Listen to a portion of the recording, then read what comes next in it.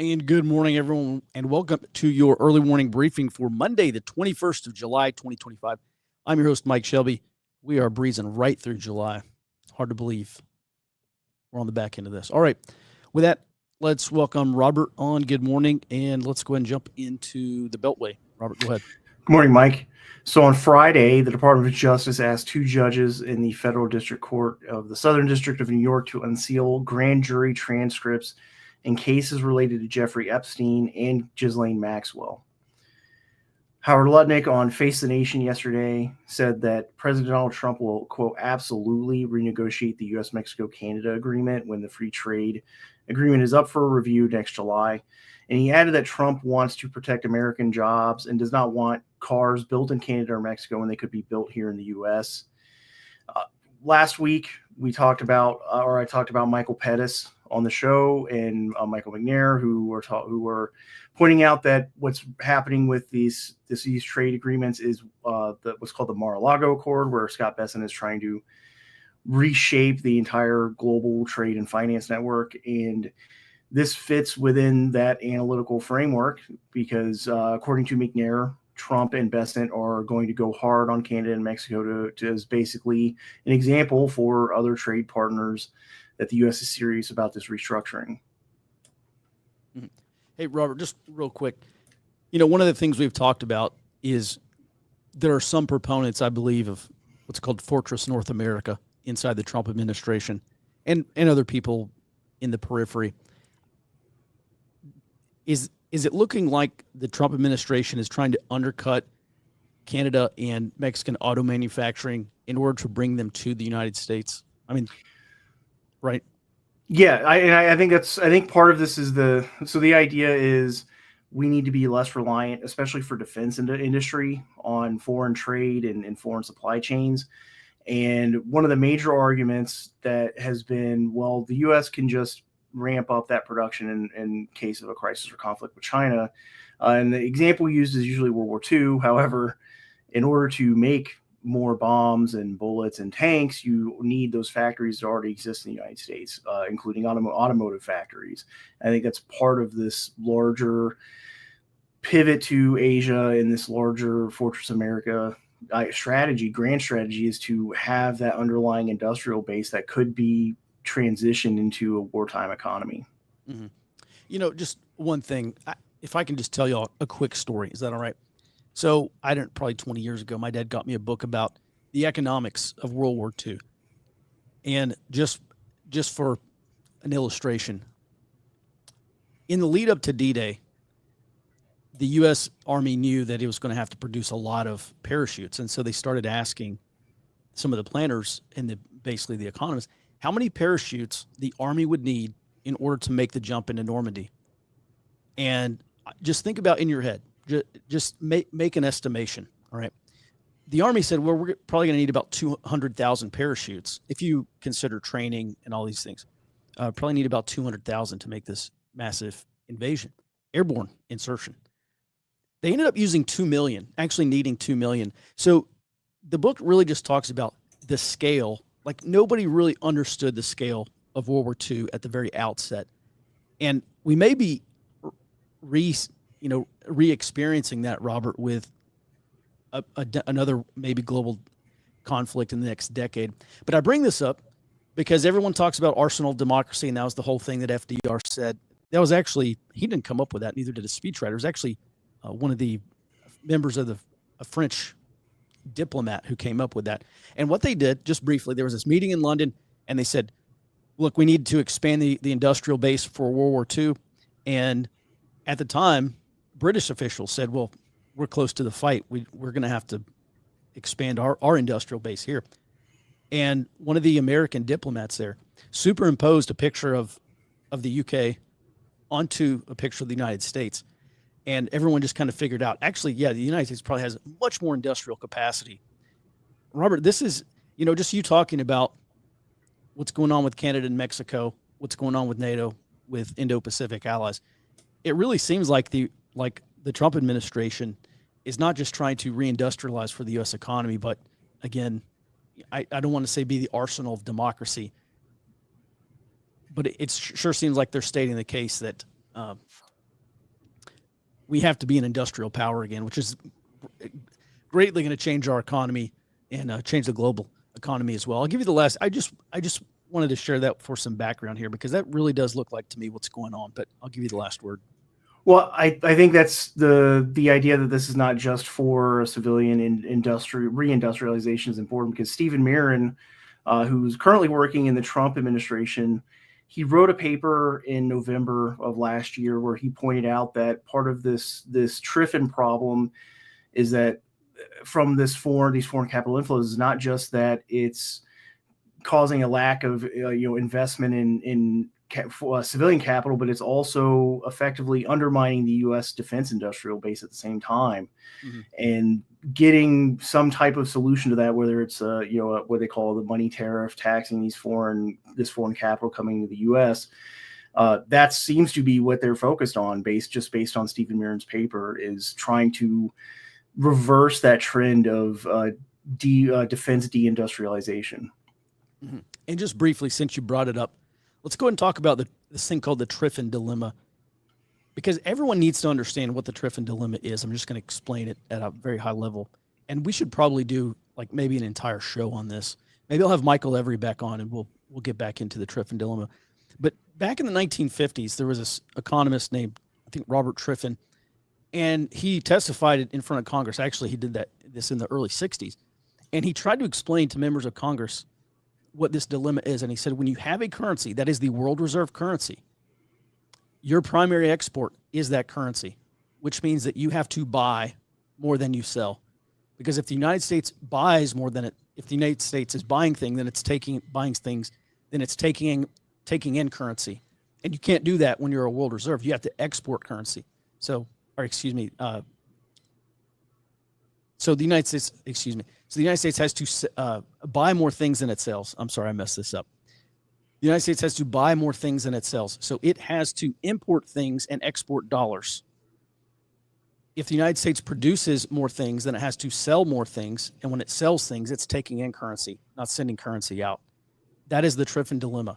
And one thing that Michael Every told me back in May, he's a global strategist over at Rabobank, extremely sharp guy, way ahead of the curve on all this stuff, especially these new changes coming in with the Trump administration.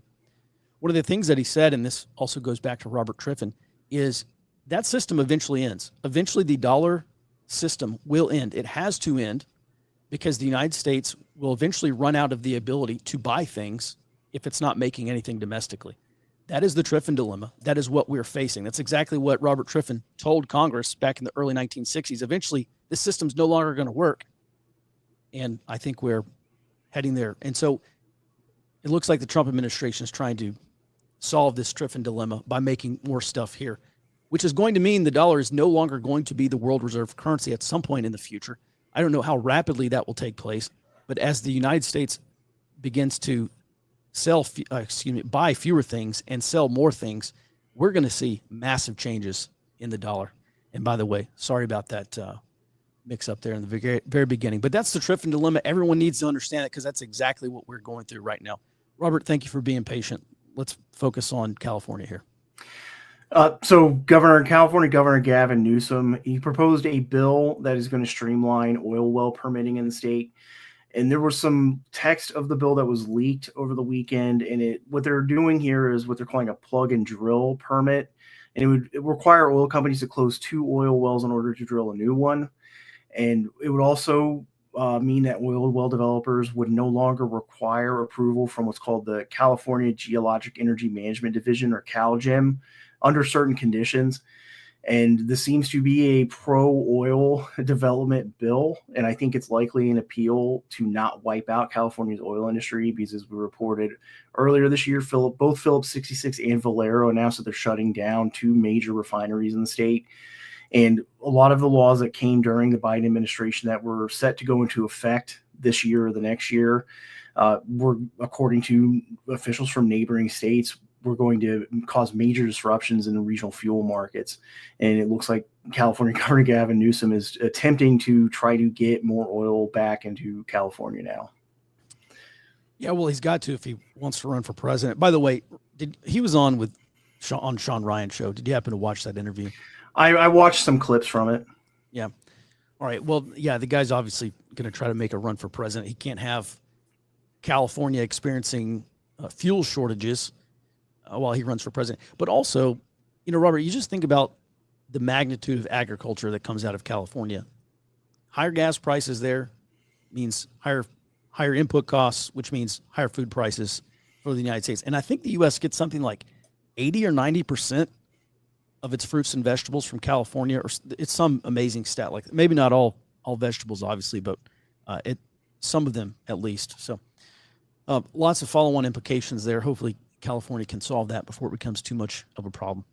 All right, thanks for that, Robert. Let's go ahead and move on to the global sit rep. Jared, so last week we talked about the National Security Council closed their shipbuilding office, and which is shocking news considering we need to build a lot more ships. And apparently they've just shifted that office over to OMB. I don't know if that's the best place for it, but they're there. What's the latest? That's entirely fair. We will have to see where, how good it is. But yes, the Trump administration did confirm, just moved it from the National Security Council over to Office of Management and Budget, the OMB. And the shipbuilding office is going to maintain all $43 billion of investment it got from the One Big Beautiful Bill, with Jerry Hendricks at its head. He appears to have been second in command, and now he's just moved up as Ian Bennett moved out. And the move is part of a downsizing effort on the part of the National Security Council, where they want to downsize after National Security Advisor Mike Waltz left. Mm-hmm. Then moving over to Israel, Israel's foreign ministry plans to bring 16 U.S.-based influencers under 30 years old on a tour of Israel to counter what they're calling a decline in pro-Israel sentiment among younger Americans. This effort is funded openly by the Israeli foreign ministry, but led by a company called Israel 365. This is an advocacy group that operates primarily here in the United States. The foreign ministry chose that company because they have what they call experience and know-how to mobilize Christian audiences regarding their support for the Jewish people and the state of Israel. Which this is. Go ahead. I was going to say this is just another indicator. We've covered the really just souring relationship between the United States and Israel almost ad nauseum at this point. Yeah, listen, I was talking to a guy on Instagram the other day. He's kind of an right-wing influencer, but he went to Israel. And he said it was an all-expenses paid trip. They said they brought him over, and he just recorded videos, made a bunch of social media posts, and obviously it's an influence op. Whether he had to have understood exactly what he was doing, but yeah, pretty amazing there. This is for sure an influence campaign. All right, well, thanks for that, Jared. Let's go ahead and move on here to TSMC. Absolutely. So TSMC announced just this past Friday that they're aiming to launch their 2-nanometer semiconductor wafer production, which is going to be the next newest thing for wafer production. This is all supposed to launch in 2028, but with the caveat, about 30% of the production will actually be in Arizona. Now, TSMC says this will create what they're calling an independent leading edge semiconductor manufacturing cluster here in the United States.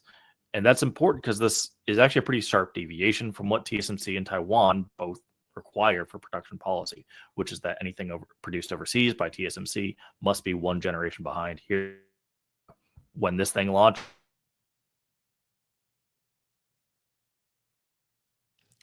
All right. I don't know if we lost Jared or if he's having internet issues. Surely it's not just on my end. All right, Jared, I think we missed that last thing, but give us your big, beautiful bottom line here on this, because you did cut out. Sorry about that. My VPN reconnected. This is a deviation. Normally, everybody must stay one generation behind. Taiwan's preparing to actually just allow TSMC to maintain top of the line wafers outside of Taiwan, which is Taiwan's big bargaining chip for global security. Mm-hmm. All right, interesting. All right, and then let's move on to Chile, because this is one thing we have talked about, a potential rightward shift in South America. You had Milei being elected, then Daniel Noboa in Uruguay or wherever. And last week, I talked about this. I think it's actually coming up this week. There's basically a defend democracy summit in South America. that's being attended by a bunch of left-wing presidents. So this is being organized by Gabriel Boric, who's down in Chile. He's the president there.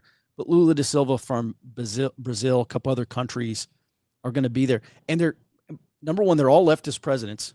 Number two, they're talking about how to defend democracy. And you just have to think, is this not in preparation for more right-wing presidents being elected in South America? This is not only a massive thing for the balance of power, but it's also very important. We talked about Colombia moving closer to China, looking like they may break ties with the U.S. military and the United States, which is a huge loss for U.S. foreign policy in South America. But, I wonder at what point are we going to see a Romania type thing in South America where you have a right-wing president being elected and the leftists say, no, that's foreign influence. This is a bad election outcome. It's corrupt. We've got to redo this again. That should be on our radar because 4 out of the 5 largest economies in South America are going to have presidential elections over the next 15 to 18 months or something like that. So it's going to be a busy year and a half. With that as context, Jared, what's the latest out of Chile? All right. So coming out of Chile, a polling firm found that the leading right-wing candidate, Jose Antonio Cast, he's projected to win 27% of the vote in the November election. And that's not quite enough to get him more than the primary left-wing candidate, who they project to have 29%. But that same polling firm projects several other right-wing candidates to jointly pick up about 25%, which would put, if he picks up all of those, which the Financial Times does expect Cast to pick up most of that block, that would put him over a majority, securing the victory for him and a right-wing win in Chile. This would all have to happen in a December runoff because nobody won a majority. And the main election is in November here. But one very interesting piece of this puzzle is that Cast actually reportedly promises to mirror El Salvador's president Nayib Bukele on crime.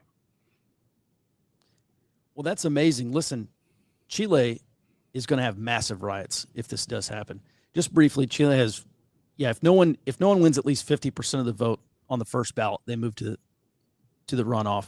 And what's interesting is that the left-wing presidents, the left-wing presidential candidates, because there's multiple left-wing parties down there, they're holding a primary, and they're going to run a single candidate on that first round of elections. So if they get 50%, then that's it. The right-wing candidates do not hold a primary. All the candidates from the right-wing parties, there is no primary. The very first runoff ballot, or the very first ballot, is essentially their primary. So that's obviously a huge risk for these right-wing parties. All right. Anything to add? Jared, I think we actually skipped over, and this is my fault, but we skipped over U.S. raises concern on Chinese exit bans. What's the latest? Yes. So this is coming from the U.S. Embassy in China. Officials speaking anonymously, as they do. The Chinese have banned a U.S. Commerce Department employee from leaving the country. They did not give a reason for why they did this. The officials that were speaking from the embassy said that the State Department has already demanded the Chinese immediately release all U.S. citizens that are banned from exiting China. And this follows a Wells Fargo travel ban on China that was announced last week. It was fairly quiet after the Chinese detained one of their managing directors that was over there.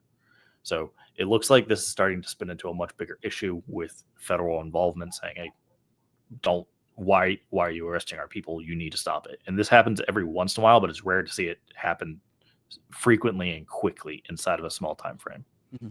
Yeah, last week, Chinese authorities sentenced a Japanese, I think a bank executive, to 2 years in prison. I think they got him on, they said corruption, but it may have been espionage charges. Japan was not real happy about that. And one of the things they actually talked about is, why should Japan keep sending businessmen and bank executives to China if China is going to continue arresting them? Again, I don't know if they're engaged in espionage or exactly what they're doing, but certainly a huge risk, maybe even for American businessmen.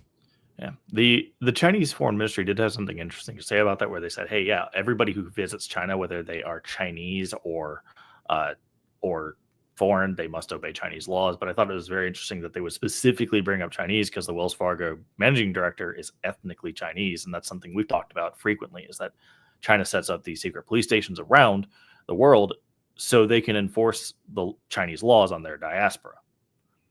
Here they are saying, yeah, well, you visited us. We can arrest you because you're Chinese. You've done something wrong, and our law applies to you, even if you've never stepped foot here before.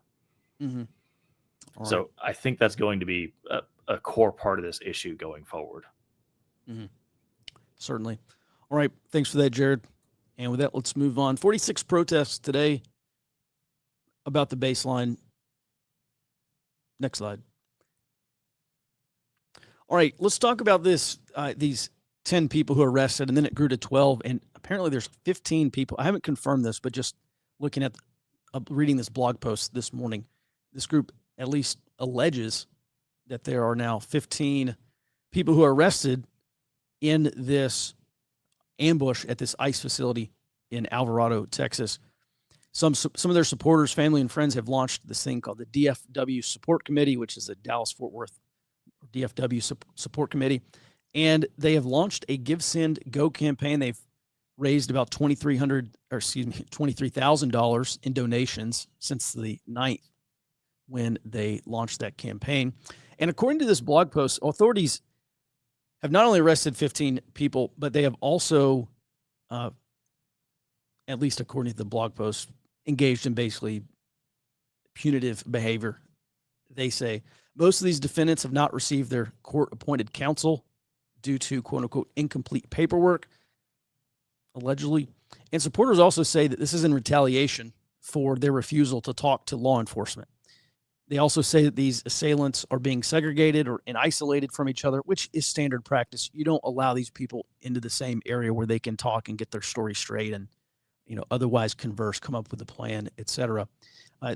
The Johnson County Jail there has also refused to house the trans members in their preferred gender lockup. If you're born with XY chromosomes, you go in the XY chromosome jail, not the other one.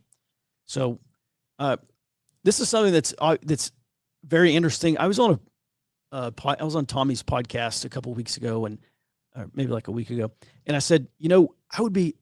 At this point, they had arrested 11 people, and I said, I'd be surprised if they stop at 11. I would be surprised if additional arrests weren't made.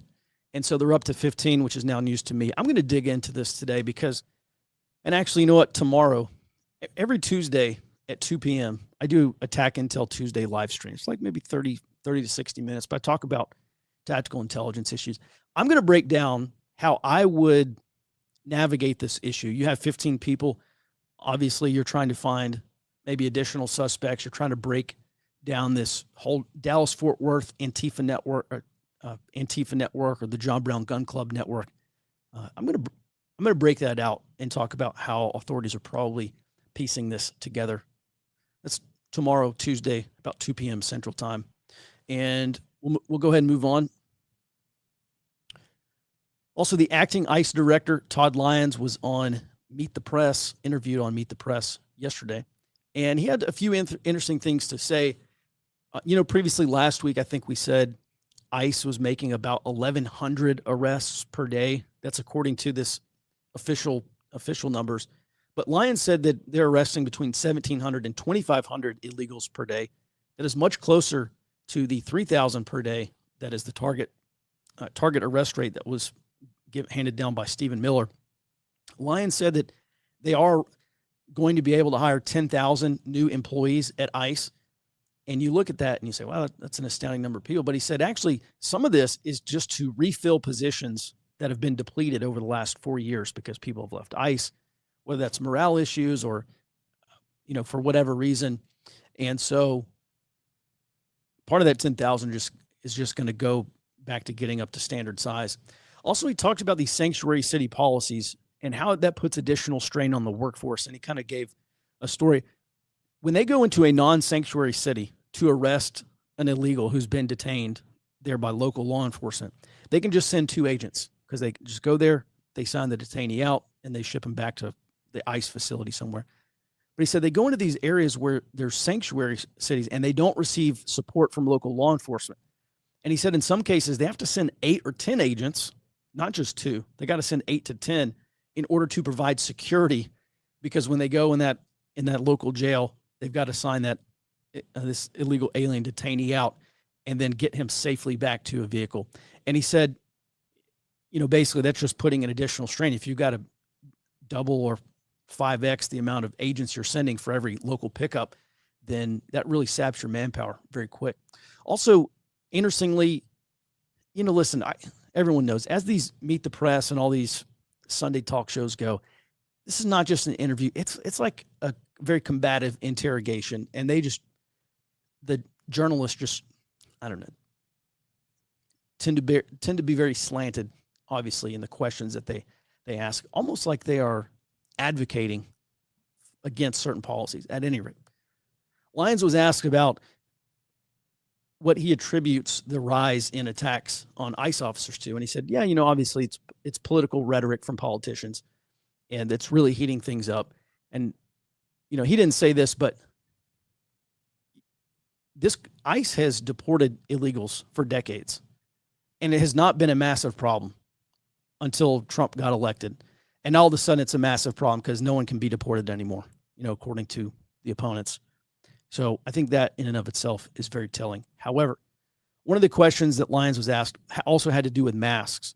And Lyons said that masks were not mandatory for ICE agents, but many of them do choose to wear masks because they fear for their safety and especially for their family's safety. There is a bill that's been proposed in the House to ban ICE agents from wearing masks.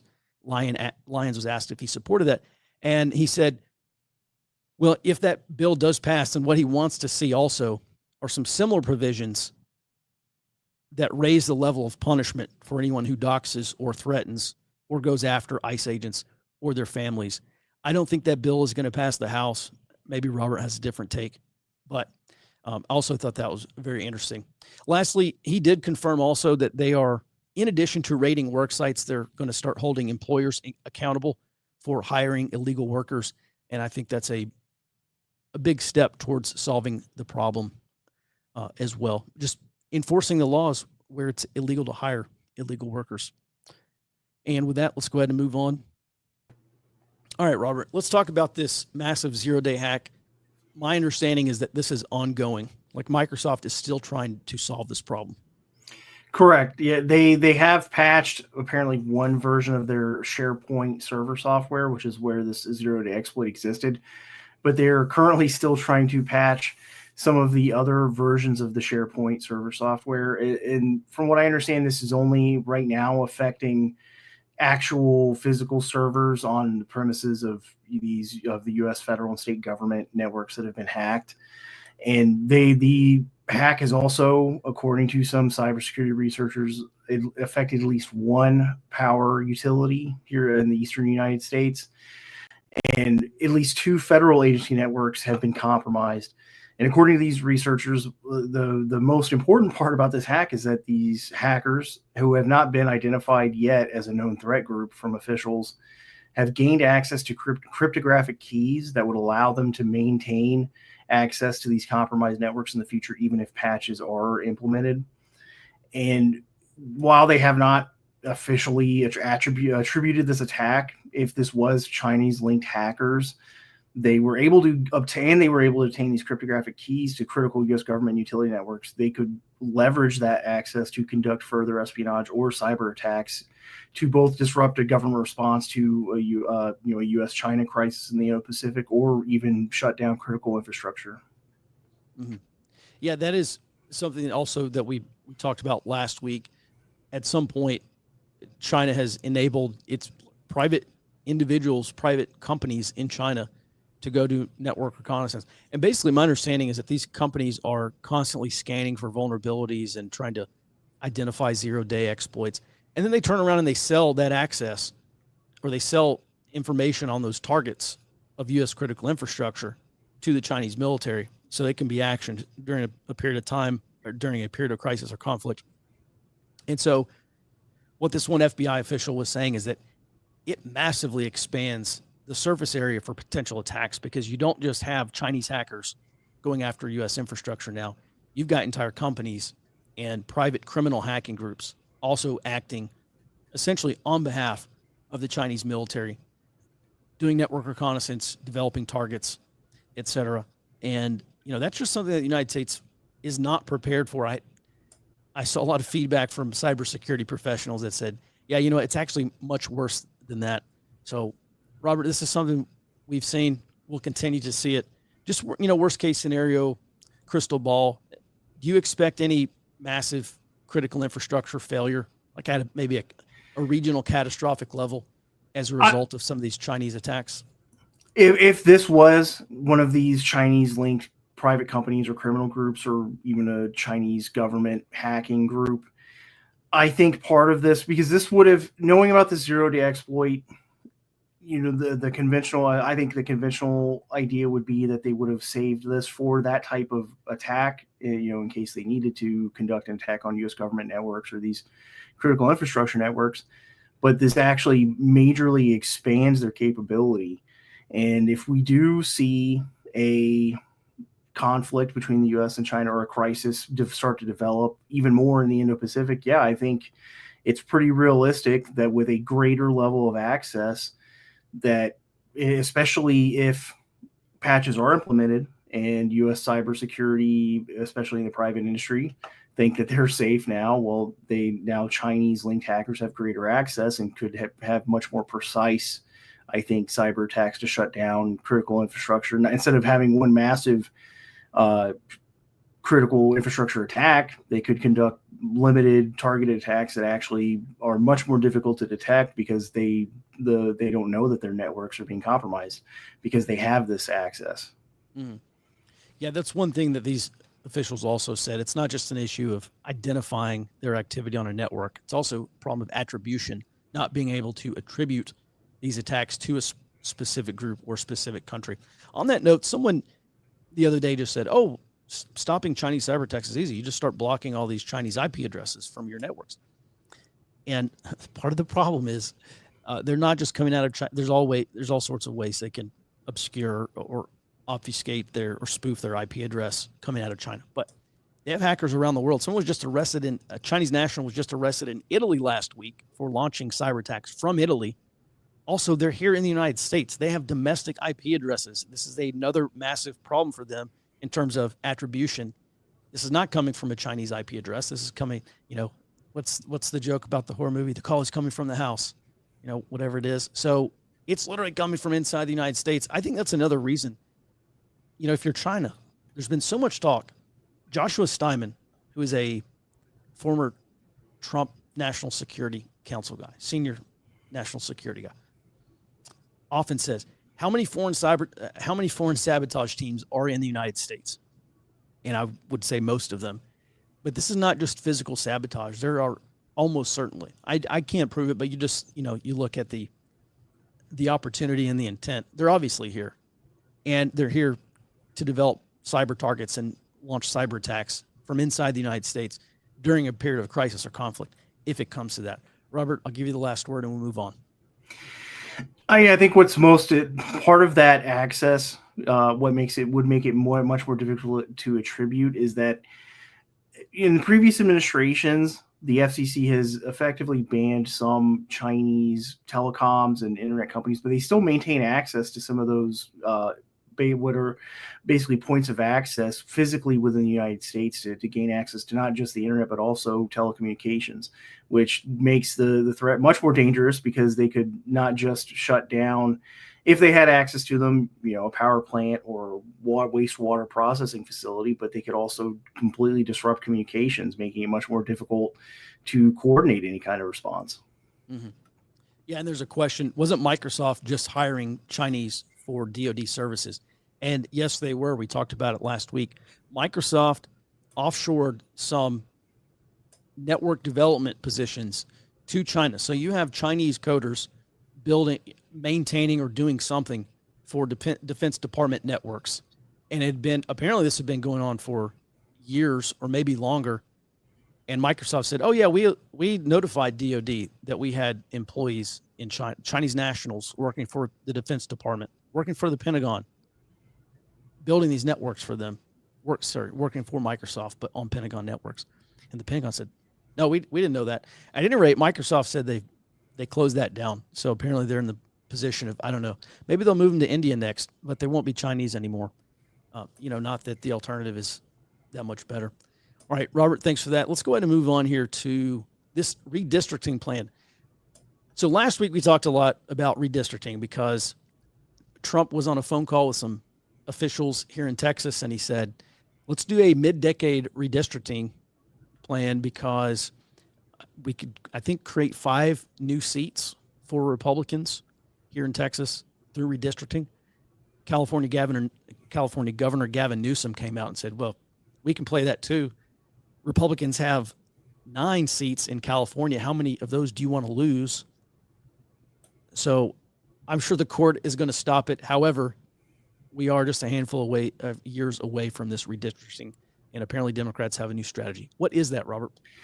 So according to some Democrats that were briefed on this plan, House Minority Leader Hakeem Jeffries is developing a strategy. He wants to redraw House district maps in a handful of Democrat-controlled states before the 2030 census. And Jeffries did give an interview at the Democratic National Committee headquarters over the weekend where he said that, quote, some of the best and brightest lawyers in the U.S. are looking at every legal aspect they can for redistricting in California, New York, and New Jersey, and apparently also Minnesota and Washington State. I think this is important, and this is going to become probably an even more a vicious fight over the next couple of years because the margin for House control has shrunk significantly over time. And now we're talking about fewer than 10 seats that determine the House majority. And Democrats, I think, could attempt to aggressively redistrict these states that they control to make either competitive districts lean strongly Democrat or make safe Republican seats more competitive. They're already looking to do this in Wisconsin as one example. And I think the key date for this is the 2030 census is the key center of gravity for this coming political fight.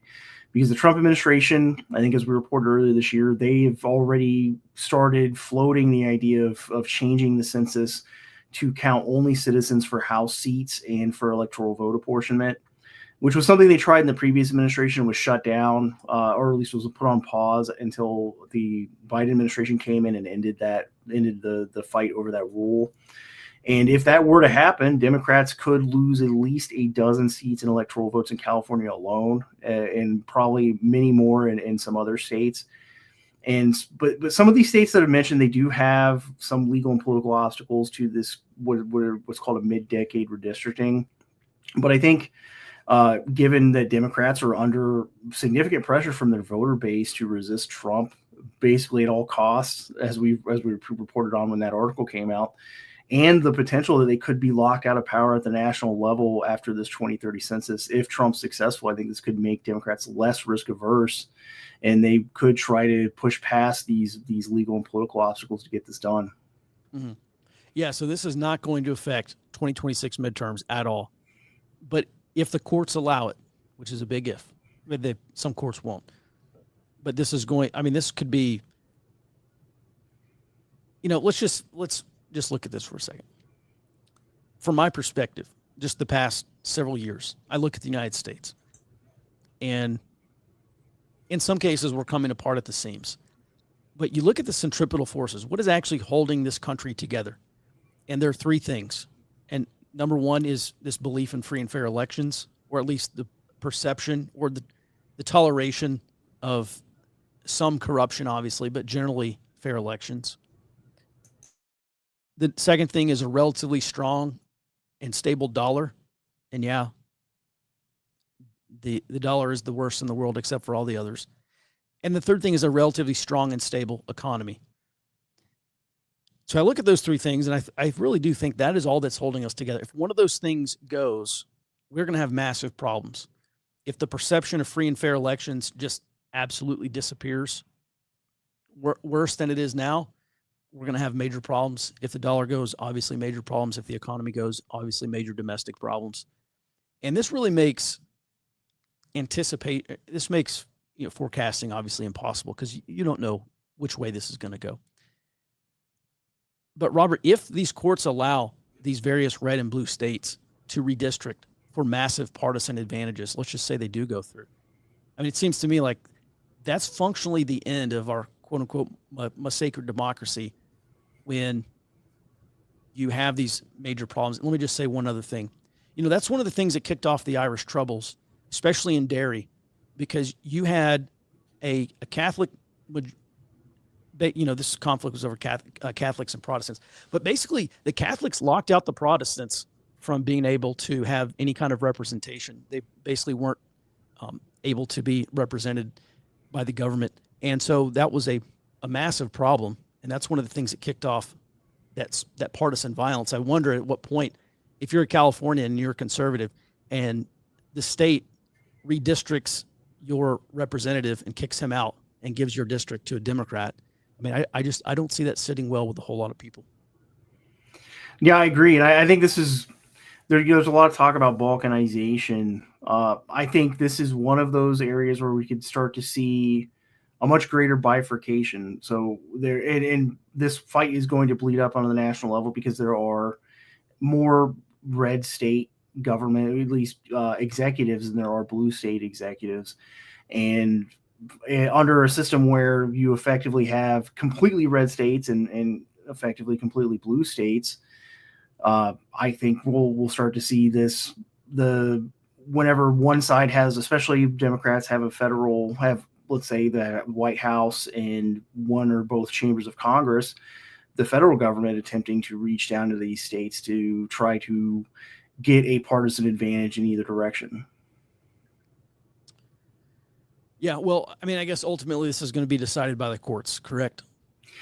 For now, yeah. Like in with the Wisconsin example, there's right now a lawsuit that was just filed last week, but even with the new liberal majority, they've been basically blocking these lawsuits to try to from Democrats to try to redistrict Wisconsin ahead of 2026.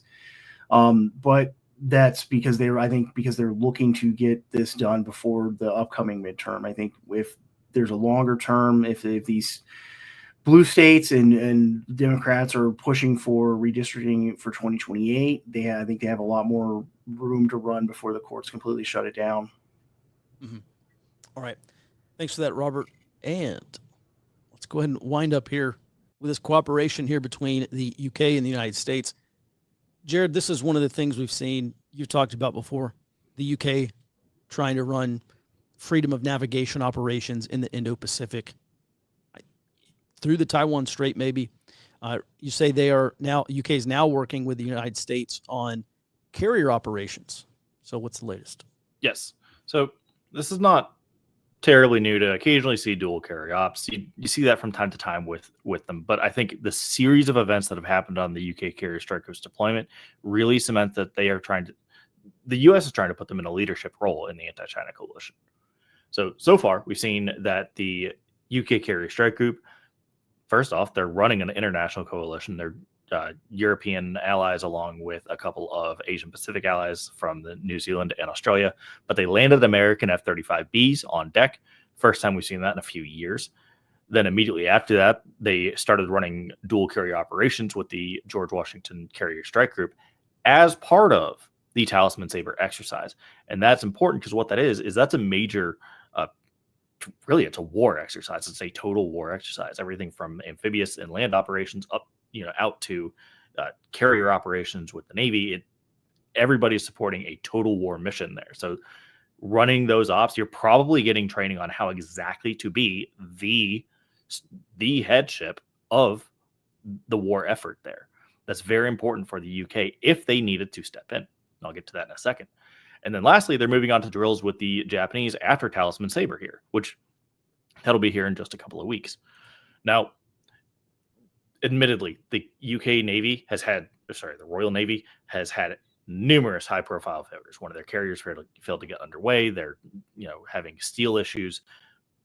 I think this is still an attempt to reestablish themselves as a top-tier naval power because they have a history of it. It really helps, and it will help their national security anyway, being an island. The dual carrier ops are likely teaching the UK, hey, here's how you run our tactics, techniques, procedures. Here's how you operate as an American carrier strike group. So if we are not here, you can fill in. And that's important for the international anti-China coalition. We've covered them extensively, seen a lot more play from the European carrier strike groups over in this area. And we've seen that the United States Navy occasionally gets called away to a different theater. We just saw that with Carl Vinson and the Nimitz over in the Middle East. If Iran and Israel pop off at the same, which keep in mind, Iran's expected to get back kind of onto a nuclear enrichment footing in about 18 months, about the same time as the Davidson window. Cool. There's potentially somebody there that can step in if no American carrier strike group can be there. Biggest thing that is possible there is, can somebody step in if it's not, at least to get 80 to 90% of the capability? That way it's a rapid response in the event that China moves on Taiwan. Now, while U.S. carriers may be back in the Middle East. Yes. Correct. Okay. Maybe back in the Middle East, maybe we've got them tied up on maintenance. And keep in mind, we're losing a carrier strike group in 2026 with the Nimitz hull actually being decommissioned and us not having the John F. Kennedy coming in until 2027. So we're going to be down a carrier strike group for a year. We're going to be stretched even thinner. So if there's somebody that can fill in, cool. Use them, teach them, get them there. And the UK, France, and Italy, we've covered pretty extensively. They are in the carrier rotation through in the Asian Pacific. So we frequently see that you'll see, American, French, American, British, American, Italian as carrier strike groups that are present in the region. So I do expect that we'll probably see follow-on efforts to train the Italians and French, maybe not to the extent because they don't have a lot of the same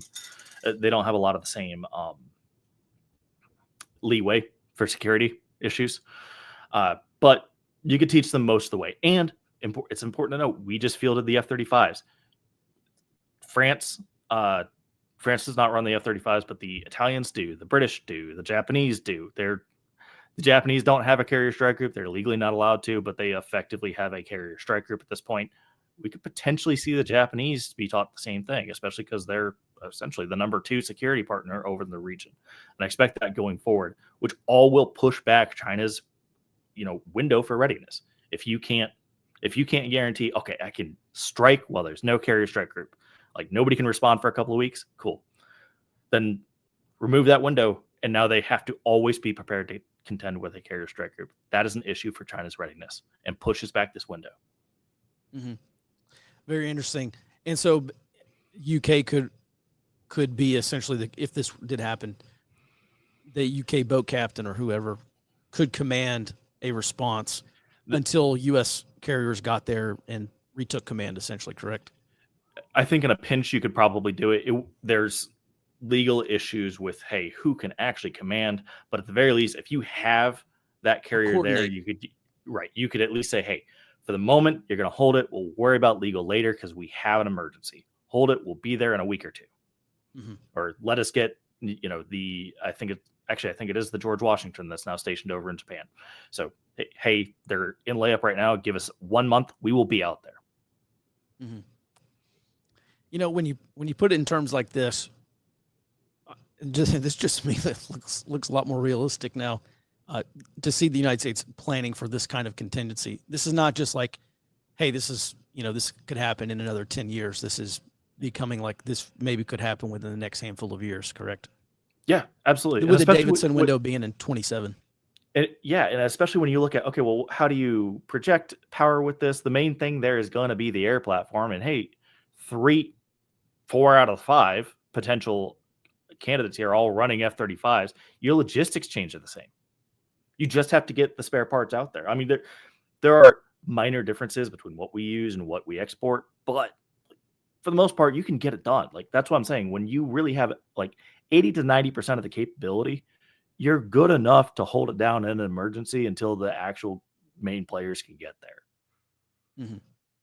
All right. Very interesting, Jared. Thanks for that.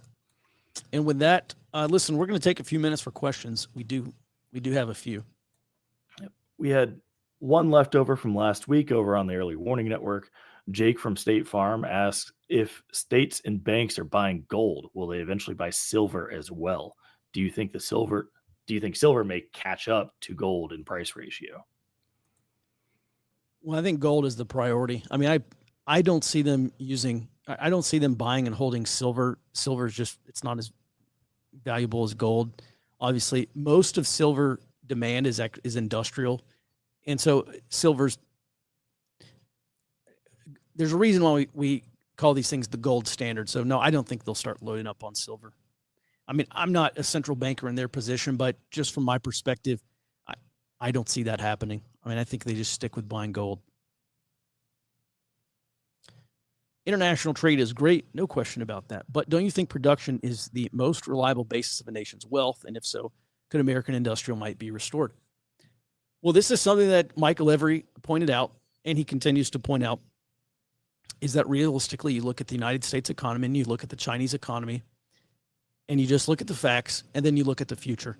And he said the United States has chosen to specialize in financial services. We make money off of money. And we talked about the Triffin dilemma earlier in the brief. And that's the realistic threat to the dollar. Eventually, the Triffin dilemma, eventually that dollar system ends because of what was pointed out by Triffin. So the United States is specialized in financial services. China has specialized in production. And the net result is we cannot make the things that we need to make. And it's even worse because much of the things that we need get made by the Chinese. And so then you start to look at the future and you say, well, this is obviously unsustainable.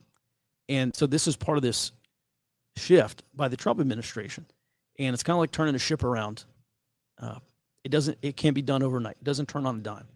But we are going through this period of trying to right the ship, so to speak. Could American industrial might be restored? Yes, given the political will, given the capital, yeah, I actually think it can. But the people in charge, have to understand that reality. I think the Trump administration does. I don't know, obviously, who's going to be president in January 2031, but there has to be the political will for it, number one. There's got to be the energy for it, number two. We are trending in a bad way on energy production. There are already energy shortages. So that's a huge problem. And then you have these massive capital expenditures. Businesses have to take out, in many cases, have to take out loans, but they've got to spend billions of dollars to either retrofit their factories here or expand their factories or just build new factories from the ground up. And when a lot of those construction materials are made overseas, it just becomes a lot more costly and it takes more time. One of the things in the big, beautiful bill that we saw, there's a provision in there which allows these companies, I think, just to write off capital expenditure. So basically, they don't get taxed on any amount of money they spend on building infrastructure here in the United States. They don't pay any taxes on it. I don't recall the exact specifics. But I remember Treasury Secretary Scott Bessent talk about how beneficial that's going to be for companies trying to build factories and manufacturing facilities and other things they need here to put Americans back to work. So in general, yes. Robert, do you have a different take, either more optimistic or more pessimistic? Well, this comes back to what we talked about earlier, the military industry focus. So under a realist framework, the measure of a state's power is basically how it can turn economic power into military power. We can do that, but right now we don't have, for lack of a better way to describe it, we don't have the pipes to do that.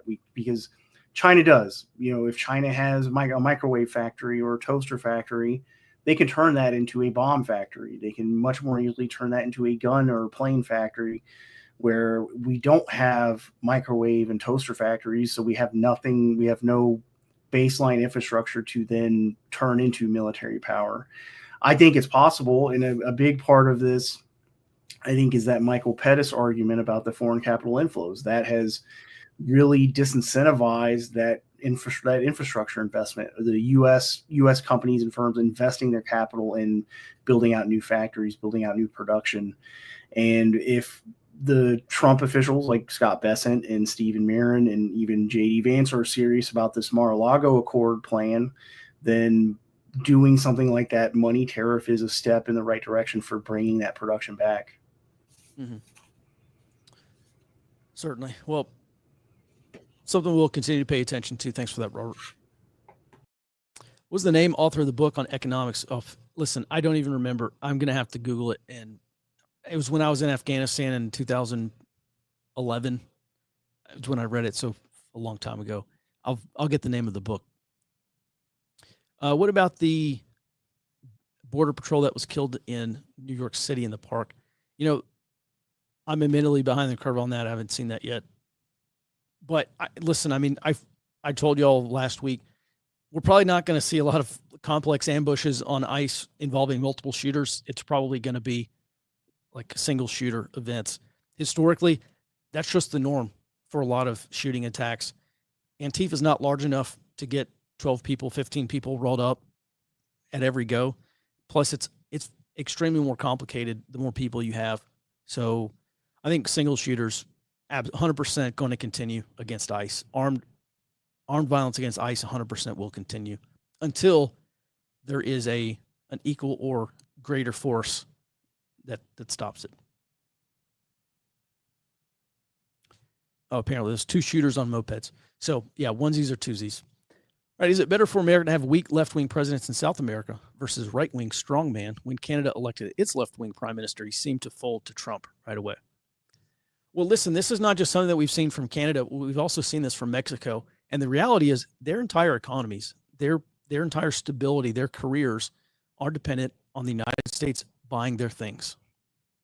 So that's just an economic reality. And as Ayn Rand said, you can ignore reality, but you can't ignore the consequences of reality. So I think that's the reason why Mexico didn't join BRICS Plus. That's the reason why we have seen Mexico and Canada somewhat cave on some of these issues that were requested by the United States. In terms of what's better for America, I don't really look at it as them having a left-wing or right-wing president. It is really how responsive they are to U.S. foreign policy. And if they're like Petro in Colombia, who is now pivoting to China away from the United States, I don't care if he's left or right-wing. That's just bad for the United States. So I hope that answers your question. In terms of a right-wing strongman, I don't know. Just briefly, this is something that Biden said back in 2021 or so, maybe 22. He recounted this conversation he had with Chinese President Xi Jinping. And he said Xi Jinping told him that democracies will not work in the 21st century because democracies are messy and achieving consensus takes time. And when you have a time sensitive issue, you don't have time to debate this for months and try to push a bill through Congress in 9 months. It's got to be done like in the next week or today. And so this is also something that Ray Dalio says in his latest book about debt crises, with the big debt cycle, which is when a country goes through a sovereign debt crisis, they tend to get more authoritarian because it's just easier for whoever's in charge to make fiscal and economic decisions than it is trying to work a way through Congress. And so I'm not saying there's going to be a huge right-wing shift, but I think it probably is more likely than not. And I think a lot of countries, probably including the United States, is going to be far more authoritarian in the next 5-10 years as we go through this crisis. I've said for probably 10 years now, I really do think the left and the right both are in a foot race towards authoritarianism. And there's a really great book by Daniel Ziblatt and Levinsky. It's called How Democracies Die. And it's this whole thing about how right-wing authoritarians always take power from democracies. And this whole book was probably 75-90% about right-wing movements and right-wing populists taking power from the left. And, I went through there. I just said, well, this is very curious. I wonder if there's any cases of the opposite. So I started doing some homework and some independent research. And what I found? Well, you call them right-wing, you call them fascist, call them whatever. But when they come to power, I have yet to find any fascist movement, any fascist leader, whatever, come to power when there was not a communist threat. It has not happened. And if you can, I don't know, I'll send you a bunch of Free Forward Observer swag. If you can find a case where you have had a completely peaceful country that is economically and socially stable and that does not have a communist movement that then gets taken over by fascism. It does not happen. So, point being, with the rise of socialist movements in the United States, yeah, I expect an anti-socialist movement to rise as well. And I think, this is something that Ray Dalio has been warning about since at least 2016. Ray Dalio is the founder of a hedge fund called Bridgewater Associates, which is still the world's largest hedge fund. And for many years under his leadership was also the world's most successful hedge fund. So when he goes to Davos, to the World Economic Forum in 2016, and he says, yes, I'm concerned about a civil war in the United States broadly between the socialists and the capitalists. When someone like that says that, this is not some YouTube channel, it's not some guy getting clicks. He could care less about clicks. It's worth paying attention to. So yeah, I hope that answers your question. Assuming this is China linked to hacking, are there any indicators that domestic government and companies are taking more proactive measures to prevent these sort of cyber attacks in the future? Listen, every single cybersecurity person I've talked to about this says basically no. The problem with cybersecurity spending is that you don't really know if it works or not. And so, and there's also just a lot of resistance because that money can be used elsewhere. So I think at the federal level, they're obviously trying to ramp up cyber defense. And I know there's some private efforts as well, among companies, but ultimately, no, because I think the thinking is it's easier to pay to fix some cyber exploit than it is to pay money for a cyber attack that may not ever occur. That's what I get from cybersecurity folks. Robert, have you seen anything else? No. Okay. So I hope that answers your question. Get ready for a lot more disruption as things with China heat up, assuming they do. All right, we'll do one more question. We'll save. Jared, can you find me the absolute best question that we have? We'll save the rest for tomorrow. Running just a little bit long today. By the way, the Ford Observer site is up and running, and we are at initial operating capacity. If you like the show, you want to support what we do, also get access to our news and intelligence platform. We'll be producing a lot more intelligence products and being forward thinkers. It's easy to read the news and kind of see where we are. It's much more difficult to see one or two steps ahead of that. And that's our mission at Forward Observer, is to reduce uncertainty about the future. Because when we can identify a range of potential scenarios or potential outcomes, it is far easier to plan for those realities than it is to plan for the future when you don't know what's going to happen. And that's what intelligence does. And that's the entire reason that we exist. So forwardobserver.com, go there, sign up, become a subscriber, join Forward Observer, and let's all stay ahead of the curve, because that's exactly why we exist. And that's what we do. All right. On the topic of U.S. manufacturing, it seems we should require U.S.-based supply chains in manufacturing for certain critical infrastructure like power generation, defense, and communication. Can you discuss the feasibility of this and maybe relate to this Defense Production Act, or this to the Defense Production Act? Well, this is definitely a Robert question, but Robert, a lot of the problem the United States faces is not getting stuff out of the ground. It is getting stuff refined, because we have a lack of fuel refineries that can do that. We have a lack of copper smelters and aluminum smelters, and lack of steel foundries, and lack of semiconductor production foundries, and we lack a lot of things. So is this a reality? I think it is. I don't know if the Defense Production Act would get it there, because Trump could invoke the Defense Production Act. Biden invoked it multiple times, but the president can invoke that act and tell manufacturers to make more stuff, but that requires them to be able to make more things here in the United States. And that needs that baseline reindustrialization, which seems to be where the Trump administration is going, by bringing back automobile manufacturing, trying to bring back some more of this manufacturing of like critical power components, because that is a really good point. China produces a lot of the repair components put into the U.S. grids are produced overseas, and many of them in China. So like the step-down transformers, for example. So that does make us very vulnerable to those things being cut off. And so I think it's realistic, but it's on a fairly long timetable, I think. Mm-hmm. Like decades that we don't have. Really makes you wonder what the United States government was doing for the past 4 years, knowing about all this stuff. All right. Thanks for that, Robert. Listen, that's going to do. Thanks also everyone for hanging out with us. We're running a little bit long today, but good to see everyone, and happy Monday as well. We kicked the week off, started the week off right. With that, everyone, thanks so much for the support. We will be back in your inbox tomorrow morning, back on the show, starting at 08 Central Time. Until then, be well and stay out front.